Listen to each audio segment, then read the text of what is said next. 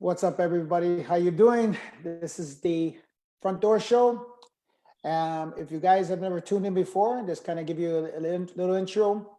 I'm doing this DJ one-on-one interview with DJs, artists, different people in the music business, and we are live now. And in our show today, we have Luis Rollin Rivera. Luis Rivera is your full name, but Rollin Rivera. So just in case, I'm going to go start sharing things. Introduce yourself, basically let people know who you are, and shoot, go ahead, Luis. All right. Hey, Angelo, how are you? Thank you Good, for having good. me on. Um, well, for the viewers, you guys know who I am. For those that don't know who I am, my name is Luis Rivera. I go by the name of DJ Luis Rollin Rivera, salsa DJ. um, been DJ for a long time. Been doing DJ for a long time. Uh, I guess my story is just like everybody else's. 30 plus years, 1982. um, your influences, who were my influences? Kenny Jason, and the whole BMX crew. You know, so So when did I? So I'm going to jump in there real quick, and so that people will know, when was your when you start off as Latin, or did you start off as house music, or was it? started off how house music, a lot of mobile clubs. I mean, from '82, I was a kid. Then I led up to a lot of mobile, and then I led up to clubs. Um, One of the clubs that I DJ'd at was Flamingos with Martin Boogie Nice, back nice. back in the day. That was like about 88, 89, something like that. Um, And was that house music you were playing then at yeah, that time? music. That was Okay. all music. The salsa didn't come in until later. I mean, we were doing salsa because Flamingos had live salsa entertainment back then. You did? I don't remember that. I mean, yeah. Yeah. Okay. Um, a lot of the artists now that are playing now, Angel Melendez and um, Angel Trumpet, A-Rod. Yeah. Rodriguez, A-Rod, they played back then. Oh, As nice. those, um, the band names were different, but basically it was a lot of the same guys. Younger though, but but um, that whole era was that whole era 80 70s 80 and to mid 90s was just so incredible for music, not only salsa, house. Well, dance music. It was dance music at the time. Yeah, I that's call it, you know yeah, yeah. I know, because that was technically no one called it house yet. It was right. it was it was it was. It was I think it was I may be wrong, um pre post disco or something like that. Yeah, yeah, yeah. You're right, and stuff like that. That was I called it dance, funk, club, disco. That would kind of be the and this just and I know there was a couple of things with the Sugar Hill Gang and all that stuff. That was like you call that house music, but we played it in the clubs and stuff like that back in Right. the days. We That played was the, back then. We were playing. I mean, BMX and Hot Mix 5 was a big influence on a lot of the club music that I was playing. Um, Not only the house, Chicago house, but Italo disco. yep. Um, and if you look over my shoulder, I did that on purpose because of what just happened today. Um, lead vocalist who was not was passed away. Yeah, yeah. in case people don't know, why don't you, what's his name? Uh, I'm a little nervous, man. Don't worry about it. Sweet Pea Atkins. Sweet Pea Atkins, yeah. And the other song that people, I mean, he's famous for was I really didn't want to say it, but Dance or Die. yeah, I mean, but that was the hit.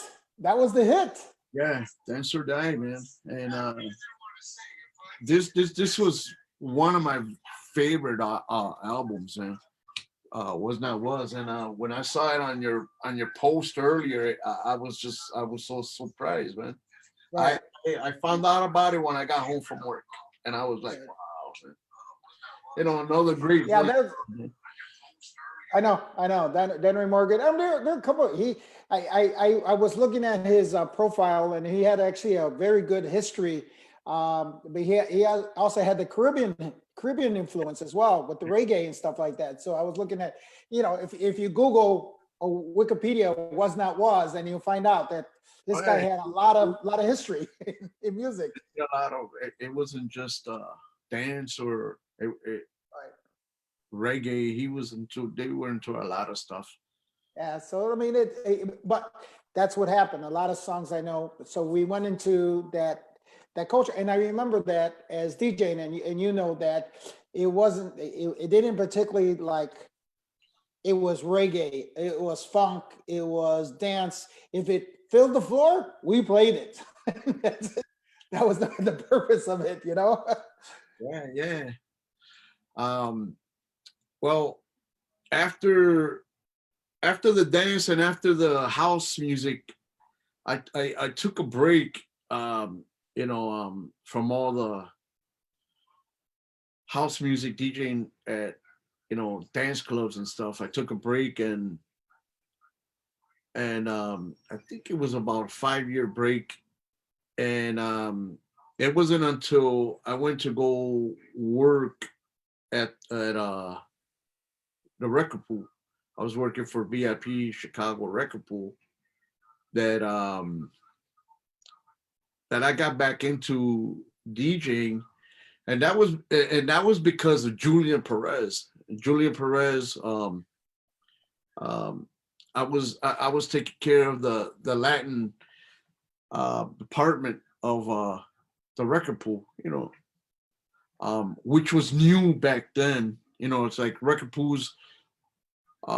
They were getting tons of stuff. They were getting dance music. They were getting hip hop.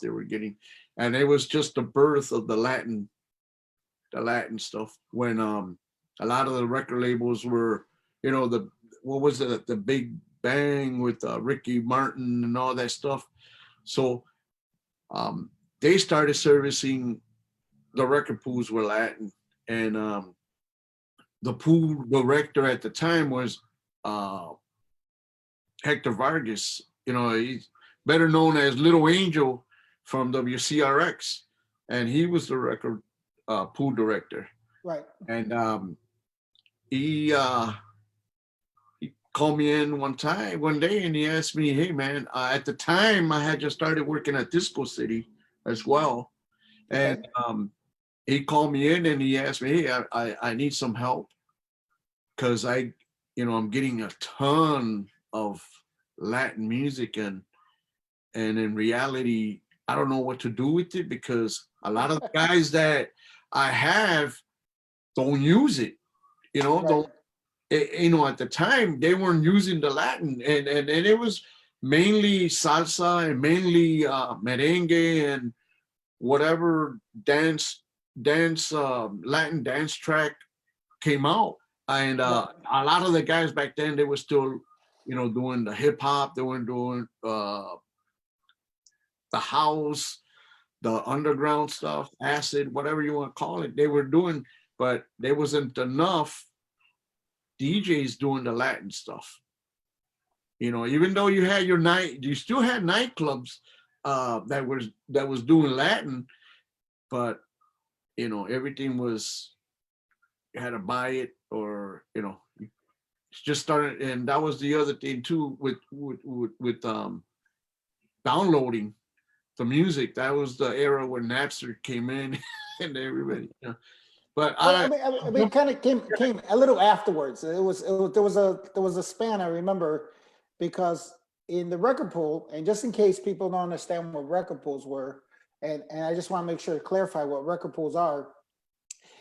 Record companies would send out promo copies to radio stations and record pools. That's what the goal was, and the goal was to get the people who were the influencers, basically the DJs, being it if it's radio or it's the mobile or if it's the club, they would try to get the key people in their particular city to get the music to them. So it's like a domino effect. Basically, you 50 guys, I think it was like 50 guys, I think per record pool. It was Right.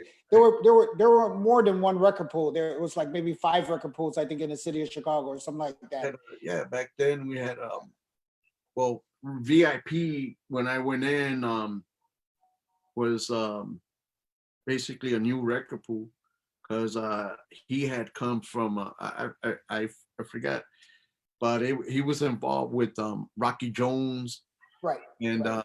and Benji Spinoza, Right. and so he Hector, sorry, Little Angel, Hector Vargas.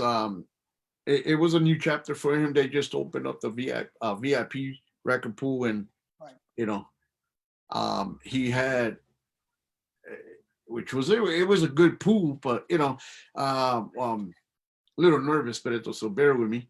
No, no, no, no. Try to remember, you know, exactly how.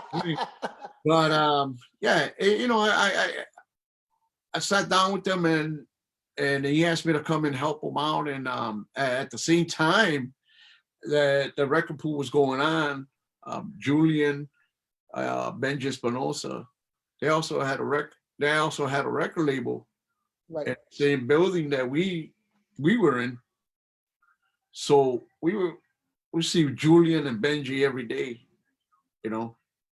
And when we started servicing the guys with the music, made sure that everybody had the music, the Latin stuff that was being sent from Sony, whoever was putting out records, Latin records, salsa records, merengue records, and at that time, we were getting them, and I believe we were like the second record pool Okay. in Chicago or in the Midwest that was getting service from all the record labels. Then we got hired to do footwork for a lot of the record labels. You're talking about like posters and stuff in the Everything. record companies. I mean, like Yeah. marketing promotions, Marketing basically for. Okay. for the record label Sony and and we'll talk about one of the record labels that serviced us with the record, and I think one of the CDs you have one of the CDs they serviced us you have on one of your mixes, and it was it was interesting story. You know, and then you know, ended in with a good note, but it was, you know,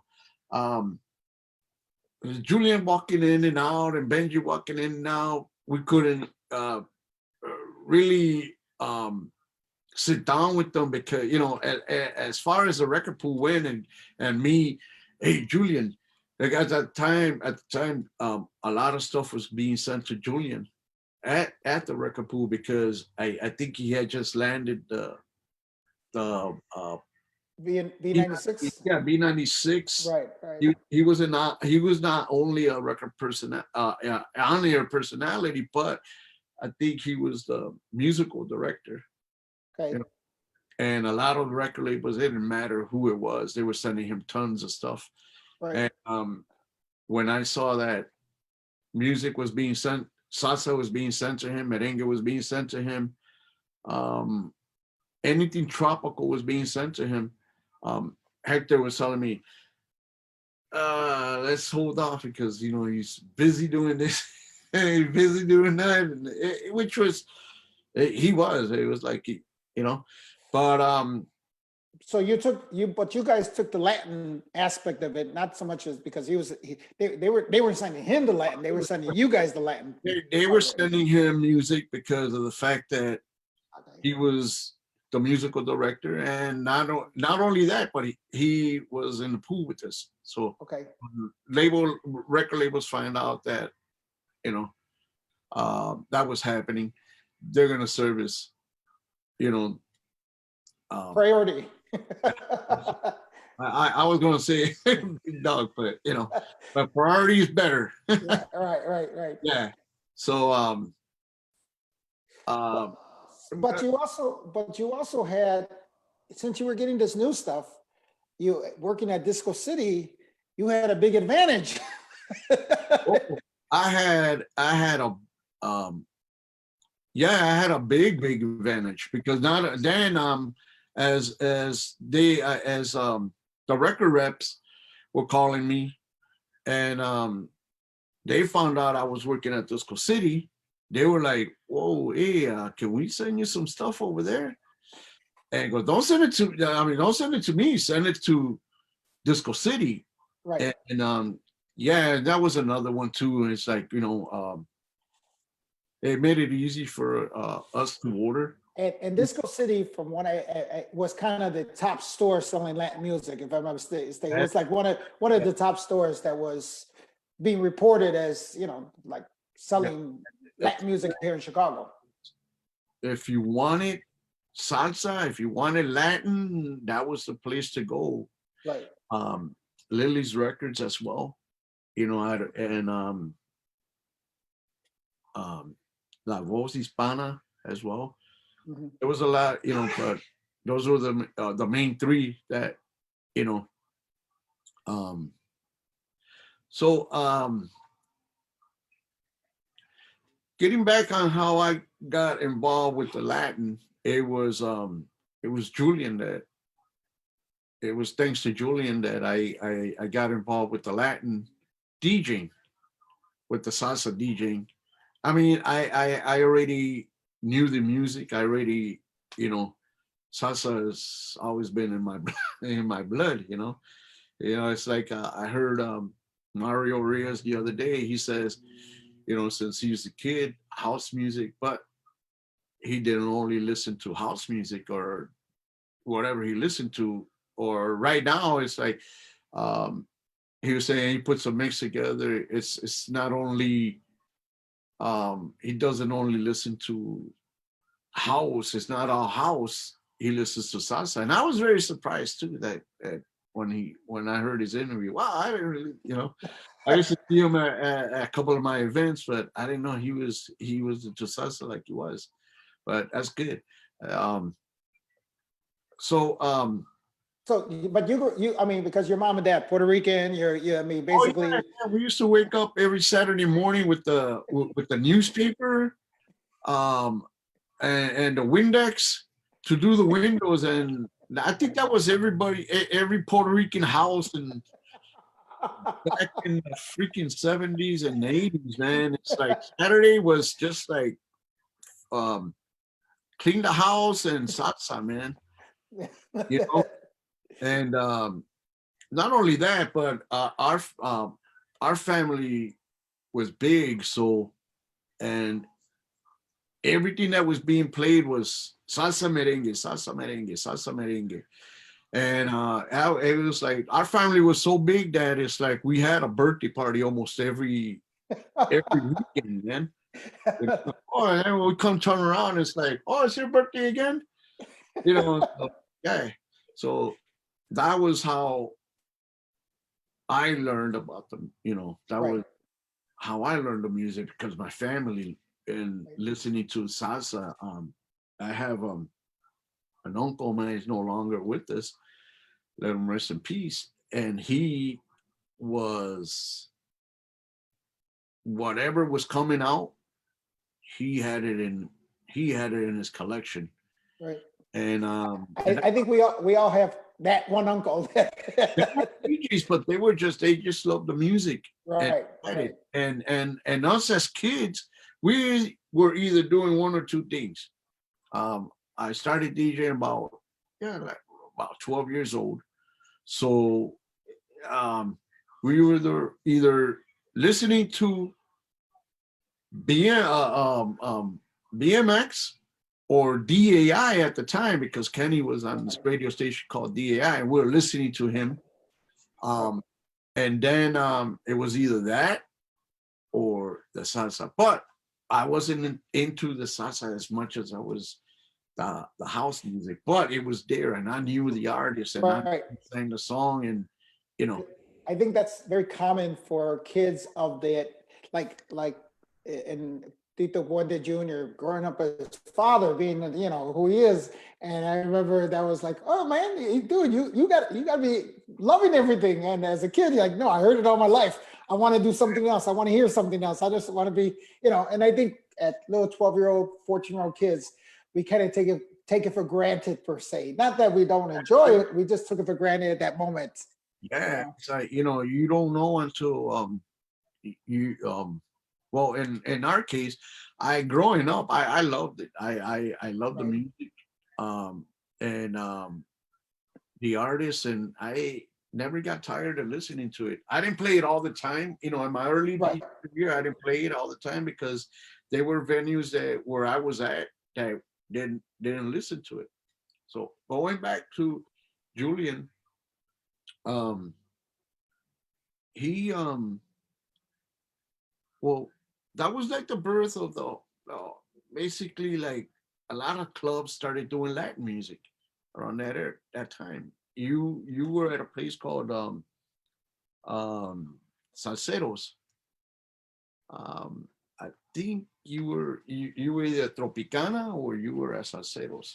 It was Tropicana first, or technically it was Palladium first. Palladium first. It was Palladium upstairs, and then eventually I got to Tropicana downstairs. Right.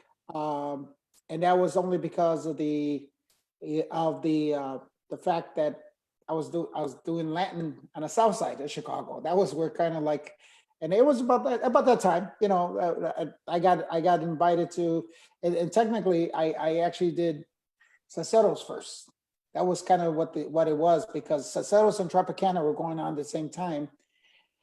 And it was like within a 2-year period, if I'm not mistaken. It was about 2-year period, and I couldn't tell you if it was 87 or 93. It was like in that kind of that time. It went by fast, because if you remember, Saceros turned into Infinity, Infinity turned into Andromedas, and I was going back and forth between Saceros and Tropicana, and that's where I met Edgar and Alberto Scandalo. May he rest in peace. Yeah, man, you rest in peace.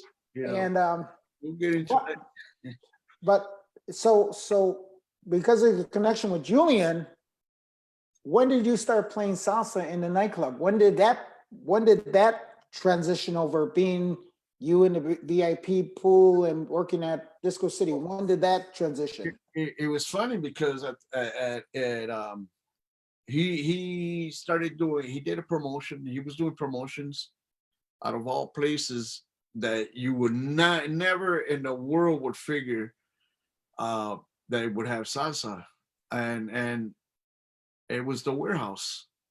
It was the warehouse on Randolph, where you would see on any given Friday, Saturday, you would see Frankie Knuckles, Farley Keith, Mike Dunn, Ron Carroll, whoever was doing house, underground house, and and Julian Perez as well, DJing at the warehouse. So he had was gonna do a promotion. He did a promotion with Latin music, salsa, and he was running commercials on B96 as well, as out of all places. And I said, all right, cool. He came into my office. He came into the office one day, and he asked me, "Hey, Louis, by any chance, can you put a package together for me?" And I said, "All right, cool, man." So Angel came and told me they're going to be doing salsa at the warehouse. And I said, "Oh, that's nice, man." So I was all right, cool.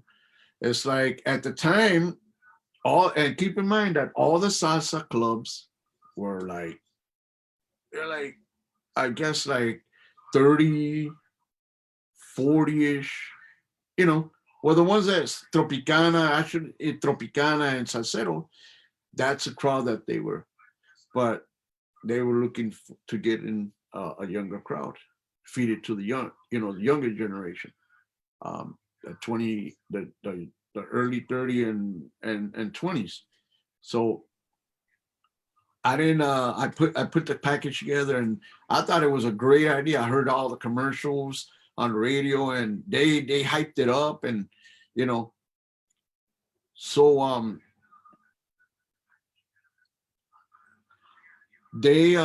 Julian is running and back and forth, doing his thing, doing the record label, doing the radio station, and doing the promotion, leading to opening night. So I wasn't sure if, and the commercials he had people that he was gonna, DJs that he was gonna bring in. Make a long story short, this is how I went. Friday night, opening night, he comes in. All right, guys, see you guys. Are you guys going to go over there tonight? We go. He takes off, going home. I get home. I get a phone call. Louis, yeah. He goes, hey, this is Julian Perez. Hey, what's up, Julian? And he goes, Louis, I need a DJ for tonight, man. You need a DJ for tonight. He goes, I need a salsa DJ for tonight. How fast can you get to the warehouse? And I said, I'll be there in an hour. I think it was like from him hanging up the phone and me being at the door, man. That's how fast I got home, man. Hour turned into a minute, huh? Yeah, that was a fast minute. But yeah, and we did the warehouse. I started out when my salsa nights was at the warehouse. And that was you by yourself? I brought Lugo Rosado in with me. Okay. Brought him in with me because at the last minute, it's like, Lugo, I need some CD players. And, but it worked out for the best, man. And it's like Lugo came in and we did our thing. And then, Lugo was another one that he was recording and producing and doing a lot of stuff and busy. So he was there with me for a little bit. And then he moved on to doing other stuff because of his schedules. So just for the record, I believe, and Mario can correct me if I'm wrong, I believe that's when Mario told me about the warehouse, that he was the one who told me about the warehouse. I didn't know anything about it. He was dating my sister. And obviously, to our family, hey, Mario's going to take our sister. And Mario and I knew each other from before DJing, over at Janelle's and stuff like that. The first Janelle's.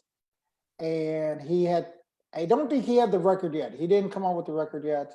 He invited me, and I don't know if it could be wrong. If this was the night, Cool Rock Steady was performing there, if I'm not mistaken, that night. And I didn't know Cool Rock Steady was a floor master, or should I say, I didn't know Cool Rock Steady was the floor master. They used to breakdance with us. So I walked into the place, and I think Martin Boogeyman was there too that night as well. I knew Julian was playing over there as well. And Cool Rock Steady recognizes me. And he comes up to me, mind you, he's got his old bling and stuff like that. And he comes, and he's passing by and he goes, hey, Angelo. So, I'm like, who knows me here in the place? So, and then he does, oh yeah, it's me. But you're talking about the warehouse, at the warehouse. He recognizes me because he says, yeah, I used to be a breakdance. I used to be a floor master with you guys. Right. I was blown away. All right, I remember that. Then then Mario goes, well, let's go upstairs to the third floor. Because you had the basement, you had the main floor, you had a second floor, and then there was a third floor. Right. And I walked in, and that's the first time I met you, was at the warehouse. You and Lugo Rosado, you were DJing there. That's how I met you the very first time. Right. And I remember that, because at the same time, you know, say, hey, how you doing? I don't know if I was, I believe I was, oh yeah, I was DJ Prieto at the time. I was DJ. You had just came out with the first CD. Yes, or no, the first mixtape. It was the mixtape. It wasn't CD yet. It's It was interesting mixtape. because I'm sorry, I mean to get ahead. Go ahead and finish. I'll tell you. Well, and that's how I met you. And then I don't know if you gave me a card, but you told me you worked at Disco City. Right. And I didn't know that you worked at Disco City. And I think that's when the little bit of collection I had of music was not through Disco City. It was just finding it here and there and stuff like that. So obviously I was like, gold mine. I can get salsa merengue. I don't know anything. Let me talk to the expert. And that was you. It was I met you at the warehouse, but I didn't know that you had cassette and you were doing the mixes. It was only until you came by Disco City, and it was interesting because it was again Benji. He goes, "Hey Lou, hey, you got to get up with my boy Angelo, man." And I said, "Oh, okay, cool." He goes, "Yeah, man, he's doing some salsa mixing and all right, cool, man." So then again, it was like, boom, hang up the phone, and I think you walked in the door like an hour later or something like that. And then it's like, then when you walked in the door, you go, "Oh, okay, yeah, this cat that I met at the warehouse, right?" Right. All right. And we started talking about music, and he goes, "This is what I'm doing, this is what I'm doing, this is what I'm doing." And so I want to do I want to do more mixes. I want to do more salsa mixes, but as well, I want to do merengue mixes. So what do you have? I got a whole store. What do you need? So that's you would come in and buy whatever you needed. I'm I made Felix a lot of money off of you. Yeah. Then, like, damn, all right, cool. Walked out like what, $200-300 worth of music. Yep. And what was it? You buy 10, you get one free. Yeah, I remember that. Come on, where did he get another one free? Felix, he bought 10, he bought like 200 CDs. Thinking about it, it was great memories, and but all joking aside, yeah, you bought a lot of music from us. It's like you came in a lot, and what's hot, Lou, and what's going on, and I believe you were working on your second CD, and then you still working at Tropicana.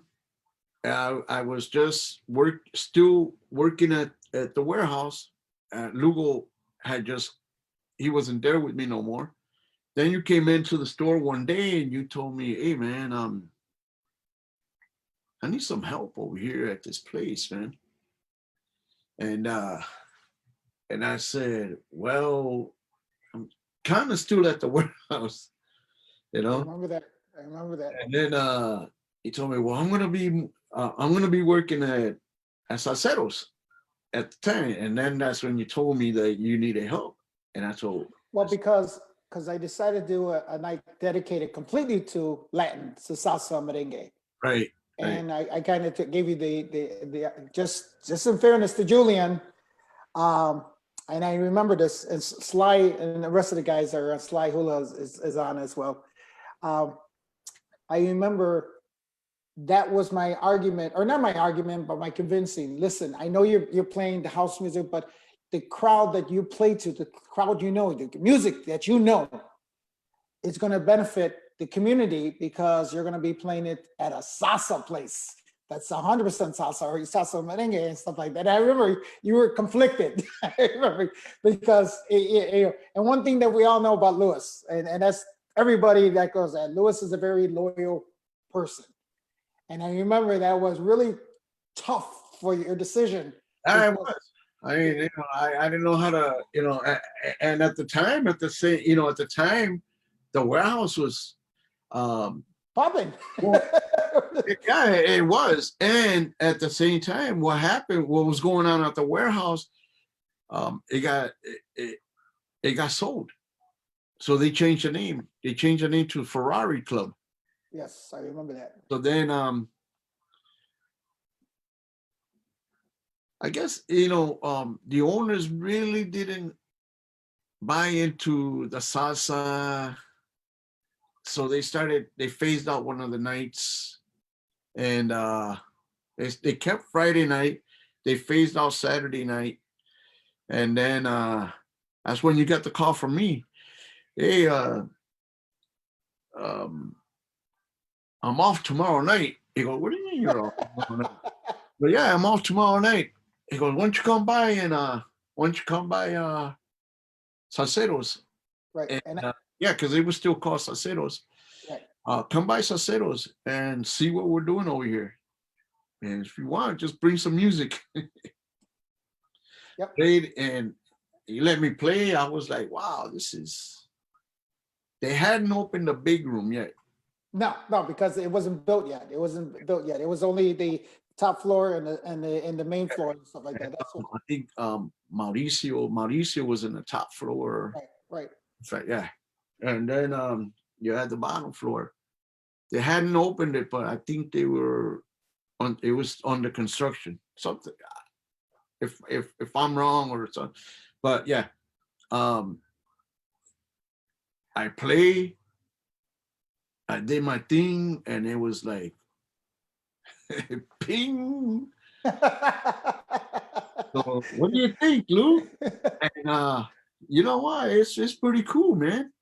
All right, so why don't you meet me at Tropicana on Monday, and let's sit down with the owner and Yeah, I remember that. Ruben, I introduced you to Ruben Pesmino. Yes, I remember that. So then yeah. I heard what you did. You sound pretty good, man. So we would like to bring you on board, man. Right. I said, okay. I'm available on Saturday. So hang on, man. I need you on Saturday. I need you on Friday and Saturdays. And I said, but I'm working at the warehouse. I mean, it's like, well, I'll match whatever they're giving you. And I said, oh man, it's like, I'm working for Julian and the warehouse was still popping, man. Right. So then we sat down, and all three of us sat down, and we had a good meeting, and the way you were talking and the way he was talking, and I said, all right, cool, man. Then I turned to him, and I told him, give me 2 weeks. Right, I remember that. Julian. And then give me 2 weeks, and I'll come back and I'll let you know what's up. All right. So I sit down before I got in to start. I sit down with Julian, and I'm not sure if Ziggy D or Luis Ramirez were part of the promotion. And I sit down with Julian, and I told Julian, hey, Julian, it's like I got offered another place, and I'm considering taking it. So, I went to him because the way he came at me, I respected, and I always respected Julian. for giving me that start. So I didn't go in there like, well, I'm out of here. I told Julian, I'm gonna give you 2 weeks, and then I'm gonna go work over here. And he told Lou, thank you for everything, man. Thank you very much for what you did here. And wherever you go, man, make it happen, bro. I think Julian never let me forget about that because he would be like, "You took my DJ." And, But I mean that it wasn't done facetiously. It was I, and I would have done the same thing to him as well. So yeah. So then I started with you guys, and it was like um it was with it was with you until I retired, like what, 4 years ago. but that was right at the transition that we made Infinity. If I'm not mistaken, that's when the big room opened up. That we had Infinity and stuff like that. That's when they were opening up the big room. Yeah, Infinity, and that No, was the big room was open. oh, it wasn't, but not as Settles. I didn't think it was open yet as Settles. I thought it became. The big room was open because when I Okay. came to DJ,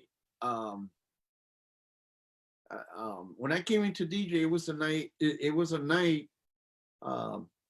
It was a Saturday night, but there was an artist there. You guys had a merengue artist there, and then you were running around because of the artist, and then he goes, if you brought your music, go ahead and play, and that's how the theme was, because I also had brought I had one stipulation, and I had told you I don't DJ on anything but Pioneers. And I walked in with my cases, and I'm like, okay, good. And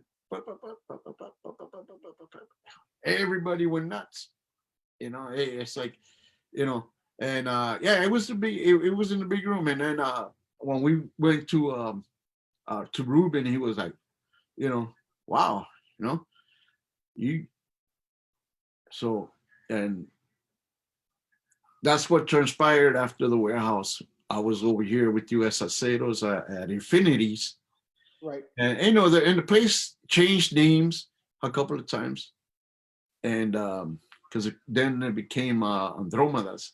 Correct. And we were there for a while, But we were also going back and forth to Tropicana, if I'm not mistaken. Yeah, back and forth, because Ruben's idea was I don't want to have the same DJ DJing the whole night. Correct. So it was like if he had 3-4 DJs working, he would swap But- miles. You do an hour and a half here, go do an hour and a half at Tropicana, come back. But remember, I think at one point we were doing Saturdays, but wasn't Ziggy or Lewis and Leon were doing Fridays over there at Infinities at one point? It wasn't salsa night Friday and Saturday there. I think it was one night it was. No, it was all strictly salsa. I mean, Lewis and Leon came in, but they were also doing Latin. They were doing like the Latin house and all that other stuff. Bringing a different crowd than what we were doing. It wasn't salsa, Right. merengue, but it was Latin house and stuff like that. And there was another guy that was involved with them, and Lewis and Leon would probably tell me. It was one more guy, I forgot what his name was, that was part of that promotion. I remember there was another guy. I'm drawing a blank at, but the only person that I could think of was probably Ziggy, like I said.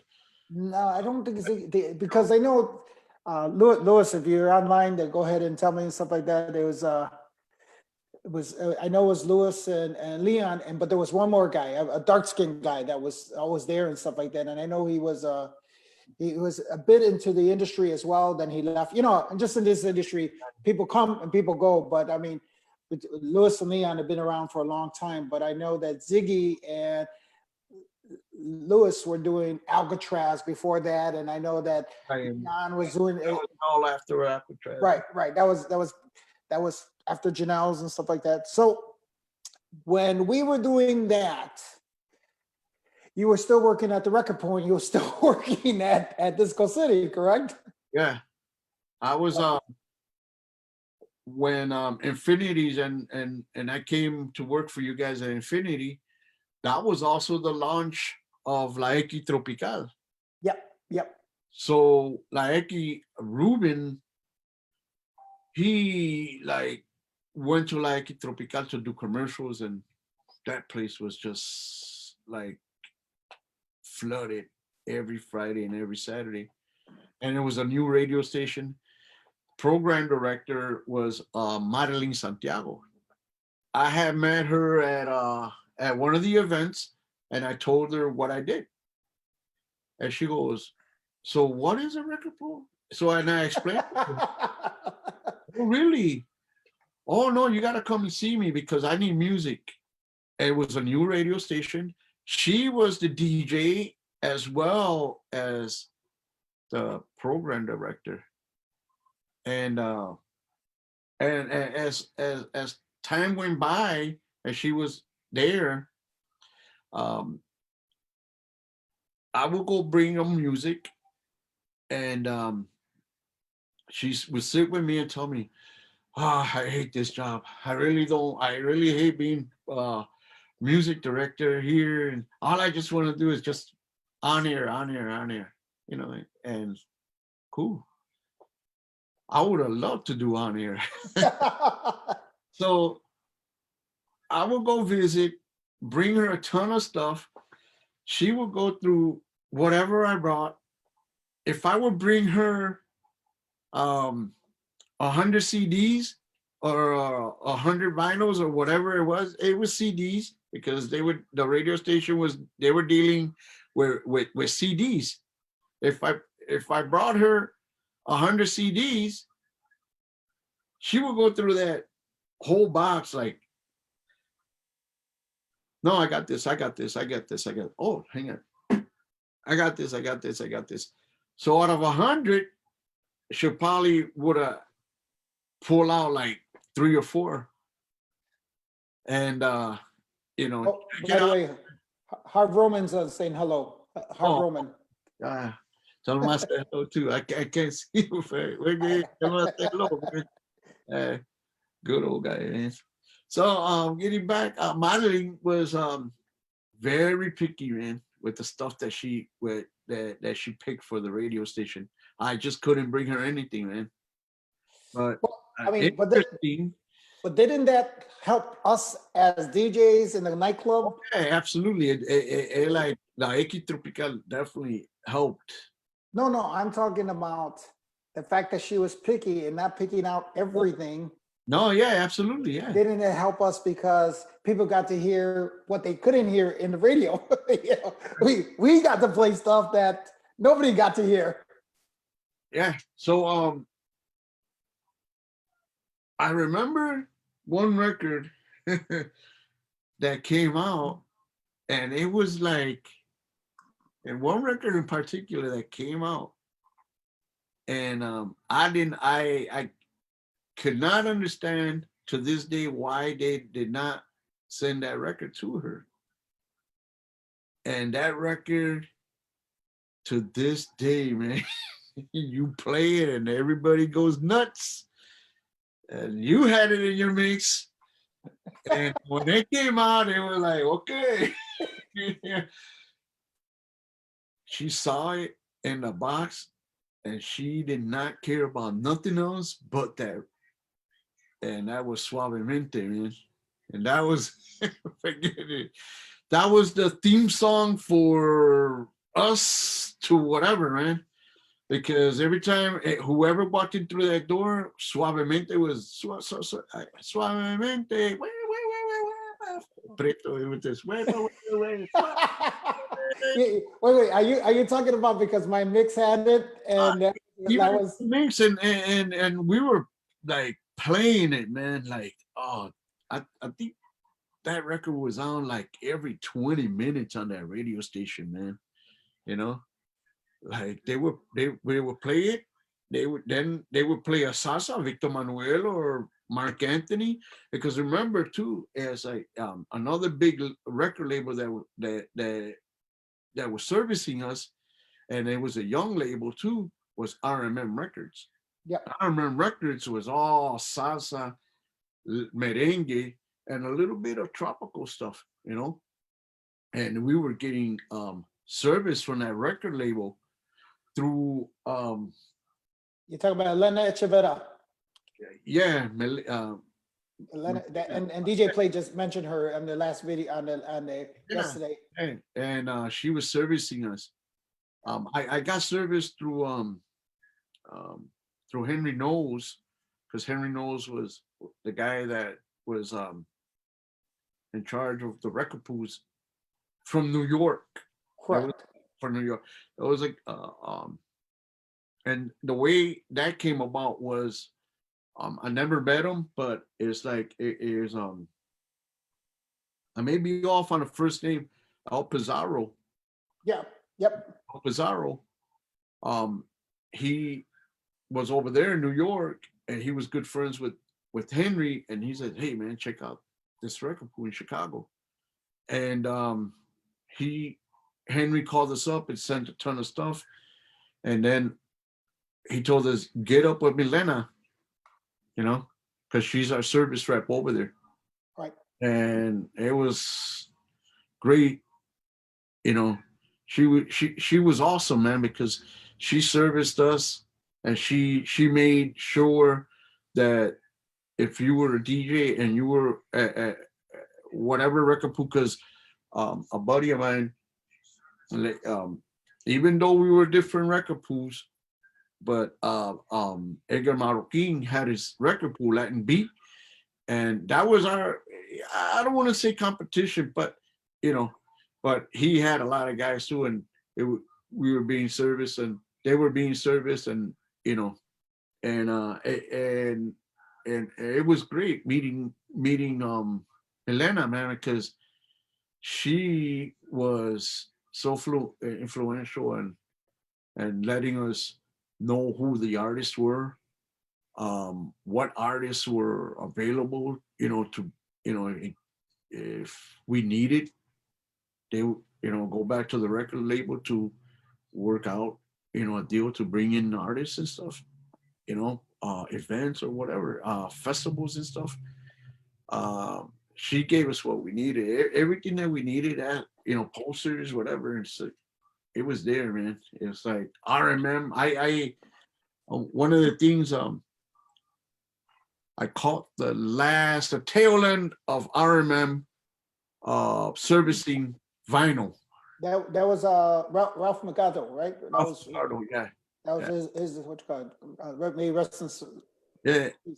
yeah. And vinyl, and then everything turned to CD, and then the Right. vinyl that I had was, you know, um, and right around that time, there was an interesting artist that came out of that record label, and he was a freestyle artist. As a matter of fact, there was two of them, but one of them made it bigger than the other one. It was La India and Mark Anthony. Yep. And I remember being at Disco City, and Felix, he had just bought Cadron nightclub, and it was so he brought Mark Anthony for the first time in Chicago. What year was that? Do you remember? About? And I'm trying to remember. I'm trying to remember. I'm trying to remember. But it was his first CD that came out, and nobody knew who he was.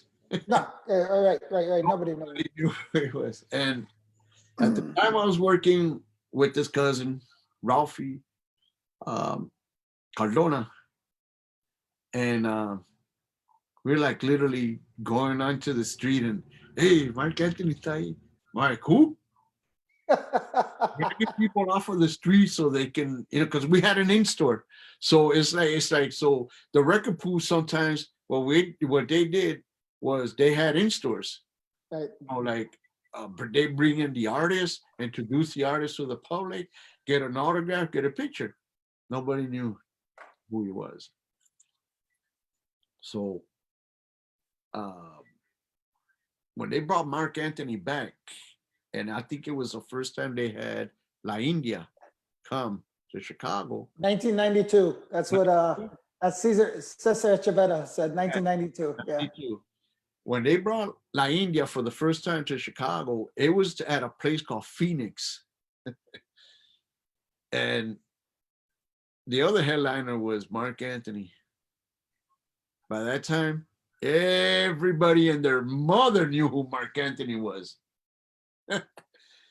You couldn't get, we were selling tickets. Forget it. It's like nobody can get tickets because they got sold out as fast as they got printed, man.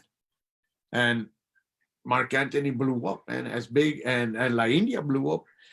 But and that was and that was a lot of help from La X Tropical, because they were like flooding his music, and so Marco Hernandez is saying that the first CD was with Lil Louis Vega. La India. Yeah, La India.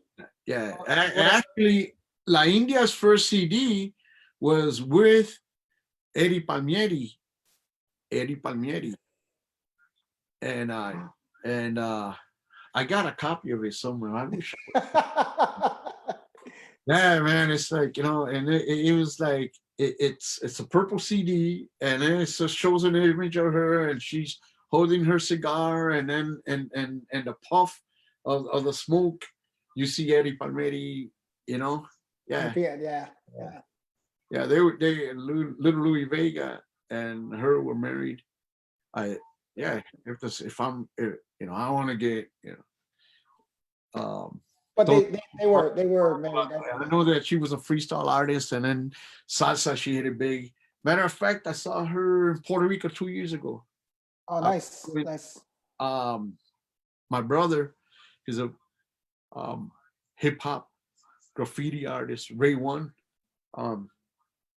We went out there for an event called Portal Rock with Portal Rock Steady. I may be a little wrong with but the person that was running that was Crazy Legs from the Rock Steady crew, and he is right now doing some amazing stuff in Puerto Rico, man. He's got another one. The event was supposed to be in June. We were gonna go, but it got canceled because what's happening. So it got pushed back to November. Let's see if it happens. But it was a great event that we went to, and she was the headliner, La India. It's strange how and I go back to this whole thing about breakdancing, DJ, salsa, house music, how everything is like it's like, and hearing him talk Crazy Legs on stage when he introduced her, it's like they were like best of friends, and they knew each other for a long time, and since they were kids and stuff. And he was like, if you don't know who Crazy Legs is, breakdancing and the whole graffiti and everything, then you must be living under a rock. And I mean, for myself, I had met him there, that particular event, but I knew of him. I met the other guys, Fable and I'm drawing a blank, but they actually stayed at my house with my brother, because my brother was one of the first break dancers from Chicago to go to the first Rocksteady crew reunion. He was the only break dancer from Chicago. So he, it's a funny story. You should get up on my brother, because he would tell you the story of how he wore this jacket with Africa Bombata, and it was the image of Africa Bombata when he was just starting out, young Africa Bombata. He had it airbrushed, and he took that jacket with him, and um, I remember him telling me and telling that Africa Bombata when he saw it, he said, "Whoa, man, you got to give me that jacket, man." That's how impressed he Right. was. And the other ones, you got to talk to my brother if you want the rocks, the whole breakdancing thing. He was a big part of the breakdancing thing, just like you Right. were. He was a big part of the graffiti. Oh, He was involved yes. with Zulu Nation um, Yep. here, chapter in Chicago, but you know, um, he was big. He Right. knew everybody who was anybody in New York. Right. That you know. That was just the ironic thing, because I know that with me with the breakdancing, I had its moment for me, and I just left that world, and I continued into the music aspect of it, and that was it. But never to forget, I still were in connection with a lot of the people, graffiti artists, and a lot of the breakdancers and stuff like that. Hey, And where it's gone today is incredible. So I'm like, oh my God! And then now it's going to be in the Olympics, So that's a big what's called. So them too. and I know we only got about 10 minutes or 15 minutes left, but I just want to recap about with you when we were doing all these events, and you were with me, God, for eh, Yeah, so. yeah, until about I say like about four. But let's Five, talk about let's talk about when we first. I want to say an official salsa night, okay? Because kind of what we were doing, or what I was kind of doing, was like when I had Club PM slash, or I didn't really do an official salsa night per se, because it was always a floor of this, a floor of that. We did, it was a combination. the salsa came in at Green Dolphin. Okay, but let's talk about why that happened. So this is a true story. The owner of Green Dolphin, I went up to him and says, "Hey man, I want to do an event here." And at the time, I was just coming off of the Club PM days, or the Palladium days, so I was really big into Spanish rock. Right. And the first night, I brought in live bands, Spanish rock bands, right? And it wasn't like it was dead or terrible or anything, but these were like hardcore rockeros, right? Oh no, yeah, man. I was like, No, and I remember yeah, that because it was a jazz club, right? What's the owner from Green Dolphin? What was his name? Eddie. Yeah, he was like, At Green, you're talking about Green Dolphin, right? yeah, the actual the old man, Yeah, Sam and Eddie. Seven Eddie. Yeah. Freaking Sam, I love him. He was like, I got nothing against this music, but this is a very classy place. And it was a very classy place because they had jazz nights there, right? They were doing jazz and stuff like that. I was standing next to him, and he did a 140. He said, "Get the hell off of the stage." And he was like, and and I had DJ Dracula with me, Alex Perez. And I remember I was like, what's the problem here? It's crowded here. They're drinking and stuff like that. I remember him telling me, no, this is not gonna happen. And I was like, fuck, what do I do? And I remember I go, you know what? Okay, if this is not what you're like, okay, this is not what you like. And and I think I've been pretty good when it comes to club owners. Say, okay, if this doesn't work, if this is not to your liking, how about us doing a salsa night per se? I think that was our discussion. I think with the salsa night, what helped was that before there was a salsa night at Green Dolphin, they were doing there was an artist by the name of Joe Rondon. And Joel Rondon on Tuesday nights was doing jam session nights. And what jam session nights were all the salsa artists, anybody that had anything to do with Latin, they would go to Green Dolphin. You're talking about local artists. You're talking about local musicians. Yeah, local artists.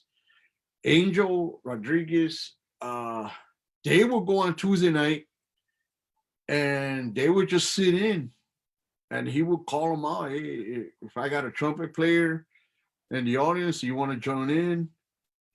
If I got a conga player, you want to jump in, timbale, and it was more like a rehearsal. But then you got to keep in mind that Sam, it was a jazz club. Right. So then it was a jazz dinner club. Right. And it was upscale, man. And it was upscale, beautiful Italian. The food that Sam was serving in that place, it was, so that's how you wanted to keep it, you know. You had a dinner crowd while Joe Rondon was doing his jam sessions. It was mostly Latin jazz, but then in turn he brought in a couple of vocalists, and but the salsa wasn't there yet. And then when you came and talked to him about the salsa, I think he was like, "Oh, okay, that might work." I wasn't there yet. I was going to the place because Tuesday nights, the only place I would think that was going on at that time was Tuesday night boxing. Right. And Right. That was 7:20. Egg Marroquin was at 7:20. Then it turned into my sister's house, and it was salsa night, and it was salsa night on Tuesday nights for a long time over there, because I think Juan Carlos was over there as well, no? At 7:20. Mm-hmm. Yeah, on Tuesday night. And I don't want to venture into the story of 7:20 because I really don't know too much about it, because Edgar and they were the ones that were over there. I wasn't. But Green Dolphin came about. You and Alberto Gomez, let him rest in peace, went in there and did the event Tuesday night. Alberto at the time was doing I was doing some guest spots with them. But remember, and you mentioned about Alberto, he was working for V5 at the time. Exactly. That's what I was leading to into. He was working for V5, and he was working at Babalu's. He was working at Circus, right? Circus or what? Sangria? No, and I wasn't Sangria. It was Circus. He was working at Circus and they were doing Latin stuff, and also at the Buzz. Mm-hmm. He was at the Buzz on Wednesday nights. So for him to do a Tuesday night, I thought, cool. I did a couple of guest spots with him at Babalu's, and so. So what's successful that night? It was. I mean, I didn't DJ the first night. No. I But did the first night because it was so successful, then I got a phone call from Frank Monroy. Well, what happened was that, okay, here's how it went. I was at Babalu's with him, and then he asked me, "What are you doing Tuesday?" And then, because he always used to call me Luigi, what are you doing Tuesday? And then I told him nothing. He goes, "¿Quieres tocar conmigo? You want to play with me at Green Dolphin?" And I said, "Yeah, cool, man." So then he said, "Okay." So he had me as a guest DJ. Yeah. So then I went and did the night, and I think it was you telling me, you called me up the next day, then you told me, guess who I got off the phone with? Frank Renoy. and I didn't quite understand what was going on. But what I got, I mean, you could tell me the story better, but what I got out of it is that he told them, gave them an ultimatum, and he told them that it was either you Or work with him or work with me. That was or kind of with, the, right. but I bet there was already in with Frank for a Right, long time. right, So right. he wasn't going to turn his back, and he gave up, and he walked out on Green Dolphin. It Right. was a hard decision for him because he told me, man, and it was so hard for him. It's like, Because of the fact that it was what, a real salsa night, yeah, as what it turned as into, you as know, opposed to a place that played salsa and and Spanish pop and all the and, others. and Alberto was so passionate about salsa romantica. Yep, big time. So, that when I went and did guest spots with him for him, he he told me, Luigi, try to keep it, like this. Oh, okay. So then when you called me up and told me, hey, I need a DJ for Tuesday, man. I don't, Alberto's not gonna be here no more. I said, okay. Um, I told you going in, I'm not gonna do what the rest of the guys are doing, man. And that was um No Le Pegue la Negra, El Preso, all that stuff, man. Eddie Santiago, and Hey, but I was going to tell you because he's making sure that he's not. So Marco Hernandez was part of it too. And yeah, that was when I mean Marco Hernandez, I guess he was the in-house promoter as well for Green right. Dolphin. And yeah, So I'm he was, sorry that I forgot to mention that was Mark. yeah, so Marco, he was a big part of Yeah, Tuesday nights and stuff like. He was a big part of Green Dolphin, I should say. He was so that was I think Marco was sort of the middleman in the sense of what I used to talk to Sam and I think and we used to talk to Marco and say, oh, this is the idea. And so we would, like me and you would talk to Marco and us three would talk to Sam at the same time. So Marco, we're not forgetting about you. You were a big influence also in what happened on there on a Tuesday night. So yeah, Mark, when I went to Sam and told him, you know, let's take a chance on it, right, and he was like kind of the manager as well, I think, or something like that. He was managing the nights per se. So I know that was right? because he was dealing with Mondays, the Boom Boom Room. I think he was dealing with Friday and Saturday. He was dealing with more than just Saturday night hadn't got started yet, right. because that was and then well, going back to Tuesday night, I remember the first night and playing Manny Lopez was the teacher, right? Nadia Cortez was. Was it Nadia the first time, the first one? Because I know Manny was over at the Buzz on No, Wednesdays. no, yeah, it was man. It was Manny. The first one, right? Yeah. That's what Marco was saying. Manny Lopez was the first one. Yeah, Manny Lopez. And the rest in peace. That guy was like, you know, he knew a lot, and I mean, when it came to dancing, and he was the first one that like first dance instructor there, and then came Nadia, and then came Millie, Right. and then everybody else. I mean, I think Millie was the one that lasted the longest.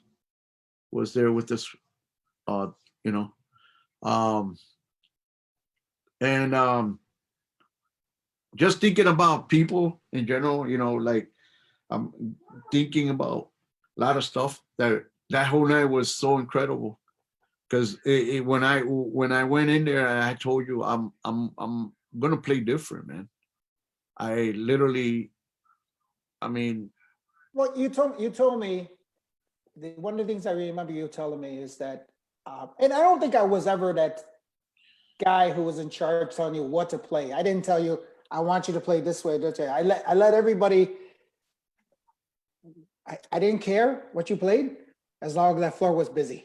That was kind of, you know, And the reason why I said I was going to play different was because I thought about Tropicana, I thought about Salseros, I thought about um, Babalus, I thought about, and especially Tropicana, and where you would walk in and you had like 3, 4 DJs, and you're getting ready for your next set, and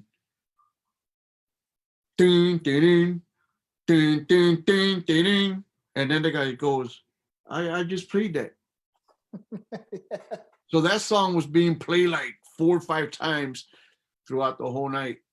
And when you told me, um, I need you at Green Dolphin, I told you, it's not that I have anything against the song because I love the song. I'm not gonna play that kind of salsa here. all right. And then the first night, I not sure if it was it was Edgar that came in because my sister saw 720 had just ended, and you Right. know They had it was 7:20, I think, but they had closed, officially closed down, if I'm not mistaken. they you know the new Tuesday night, um you know and then we got him to come in as well, Right. and it was me and him, and I started playing, and we had Olaira running up to the stage, and oh my God, nobody played this kind of salsa anywhere. And I did that on purpose because I wanted to see what the reaction Right. what would be. And All then right. Edgar followed. I'm going to stop you right there. This is probably going to be the first time I ever done this, but we're going to finish the discussion, because what I want you to do, Louis, is I want you to come back and do a part two with me, because you have a lot of history. I And, mean, and there is a lot of history. I mean, I think we got another hour. We can talk about a lot of things. man, this is just, when you asked me to come in, I wasn't sure where you wanted me to start. But no, we want to hear it all. And then I told my wife, man, we got so much to talk about. I know you do. So And, just to let you know that I did the same. I'm going to do the same thing like what El Cisneros. I got El Cisneros coming down, and we already discussed it. I know it's going to be da, da, da. and now that you mention now, it's a funny story. I don't know if you may remember, but I was one of the DJs that he hired, but I didn't get to work for him. Oh, okay. That's going to be interesting. Yeah. So I'll talk about it next time you bring me on, and it's like But you're okay with. he said, "What is he talking about? He's a DJ." Oh, But, no. He uses excuses that he doesn't have brain cells as much as he used to. yeah. But it was at the Janelle's on Lincoln. Okay. Janelle's on Lincoln when and yeah, well, we'll touch bases on that next time. But you agree coming back a second time, and so Oh yeah, man. Keep coming back as long as you have me, man. because I think people need to know the story, what happened right after Green Dolphin, and some of the stories that happened Green Dolphin and up to this point, because I think we're in the halfway mark. Honestly, I think we're in the halfway mark, and I think I think we're just like at the beginning of it, man. so. Like I said, so there will be a part two. I'll let everybody know. I'll let you know part two and stuff like that. Well, a future date and stuff like that. Any last words to anybody out there? As far as, like I said, Joe Gorbea is on there. Obviously, Marco, Joe Gorbea's on there. Yeah. Marcos, and those are great guys, man.